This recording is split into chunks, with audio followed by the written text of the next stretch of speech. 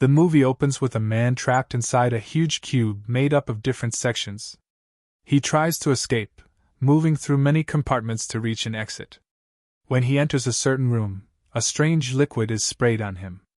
At first he panics, thinking it's something acidic like burning chemicals, but once it touches his tongue he finds it sweet. He assumes it's just flavored water and drinks a lot of it because he's extremely thirsty. Moments later, he discovers the horrifying truth: the liquid is a chemical that melts human skin within minutes, and it ultimately kills him. We then learn that every room and section of the cube is constantly monitored from a remote control room operated by two people named Eric and Dodd. They know nothing about their superiors, have never seen them, and are forbidden from accessing any files outside the tasks assigned to them. Eric is very curious and wants to know everything that happens inside the cube, but whenever he asks his coworker, Dodd refuses to talk and responds rudely. Both of them know that everyone placed inside the cube faces one of two fates, either execution or participation in psychological experiments. Eric and Dodd often play chess together, and Eric is a genius at the game, always predicting Dodd's moves. They also take small pills daily along with their regular meals, without knowing what those pills are. They seem to be specially programmed by experts. One day, they're assigned a strange mission: to record new memories and erase the old ones of a woman named Cassandra Rains. Eric enters her memories and sees her walking happily through a forest with her daughter, until the moment a mysterious soldier appears, kidnaps both of them, and injects them with a sedative. Right before Cassandra passes out, she manages to pull off his mask and sees his face, marked with a distinctive cube-shaped tattoo. Next, we see Cassandra waking up inside the cube, terrified and calling for help, but no one answers. She soon realizes her fate is unknown, and starts exploring the area until she reaches a nearby room. As soon as she enters, a man named Robert knocks her down, and restrains her tightly until he confirms she's a prisoner like the rest of them. Then he lets her go. Cassandra meets three other people, Jellic and Myra, who tell her they've been trapped here for weeks. She also realizes that Robert has the same cube tattoo she saw on the soldier who kidnapped her. Even stranger, none of them can remember anything about their previous lives or how they ended up here. Since they all want to escape, they decide to work together to find a way out. They begin exploring the complex rooms inside the cube, examining each one carefully to identify its traps. In one room, a prisoner tosses his bag inside to test if it's dangerous. When nothing happens, he assumes it's safe and steps in, only for the doors to snap shut around him as razor-sharp wires move in and slice his body into tiny pieces, killing him instantly. After this horrific incident, the remaining prisoners refuse to give up. They discuss a new plan and notice that each door inside the cube has English letters on it. Cassandra suggests that these letters are coordinates revealing the location of each room. They estimate the cube contains 26 rooms, matching the number of letters in the alphabet. At that point, they started running checks on all the rooms and discovered that the rooms in Corridor Z were safe. Eric's curiosity kept growing, and he wanted to understand why these people were inside the cube. He suggested to Dodd, who knew most of the cube's secrets, that they play a game of chess, and in return he would teach him how to become a real expert at it, but only if Dodd shared more information about the cube. Dodd agreed and told him one thing: there was a third hidden exit inside the cube. But he refused to give him any additional details. That little piece of information wasn't enough for Eric. Without Dodd noticing, he accessed Cassandra's file and discovered that her consent form was missing. He went to report that what was happening to these people was illegal, but Dodd didn't care. Not long after, they saw Cassandra's picture in the newspaper and realized she was a politician. That's when Eric understood that the cube wasn't just targeting criminals. It was also trapping innocent people without their consent. Moments later, Eric and Dodd received a call from their superiors ordering them to carry out the exit procedure on their former colleague Owen, who was now being used as part of the cube's insane experiments. Dodd understood exactly what their bosses meant.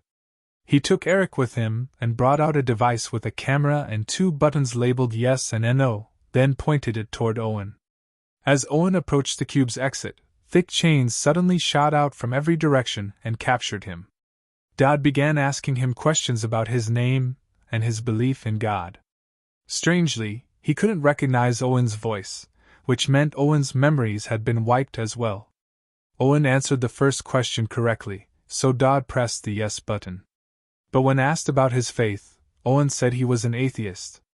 Dodd pressed no, and the moment he did, fire erupted everywhere and Owen was burned alive. Meanwhile, the cube's rooms continued to shift constantly. Jellic reached a certain room and started exploring it. Dodd managed to pinpoint her location and shot a tranquilizer dart at her legs. She collapsed instantly and lost consciousness. After hours of searching, the team finally found her, but she was lying motionless on the floor. Mayor Holt approached her to check on her and discovered that her body had been infected with some kind of strange disease. Suddenly Jellic jumped up, grabbed his hand, and begged for help. Mayor Holt pushed her away instinctively, causing her head to slam against the wall, and she died instantly. He then realized she had scratched him before she fell, and before he could even react, the infection began spreading through his body at a terrifying speed. Robert, afraid for his own safety, suggested to Cassandra that they leave Mayor Holt behind before the infection reached them, especially since his slow movement would slow down their escape. But Cassandra refused to abandon him. Mayor Holt begged them not to leave him. Robert eventually agreed, but on one condition: Mayor Holt had to go first into every room to check if it was safe before Cassandra and Robert entered. Mayor Holt had no other choice, so he reluctantly accepted. After that, the three of them start moving until Mayor Holt reaches a certain room. He's terrified to go down into it, but Robert suddenly shows up behind him and throws him inside. We then find out that this room is a fortified chamber underground. The moment Mayor Holt falls in, a painful frequency blasts from the room. The intensity of the sound causes him unbearable pain, and he dies instantly. Cassandra can't believe what just happened. She lashes out at Robert, blaming him for Mayor Holt's death and accusing him of being selfish, reckless, and only caring about himself. The fight between them grows more heated and turns violent. Suddenly, Eric appears in front of them, cuts the argument short, and tells Cassandra that Robert actually did the right thing because that infection was extremely dangerous. Eric then introduces himself and starts telling them classified information about the cube.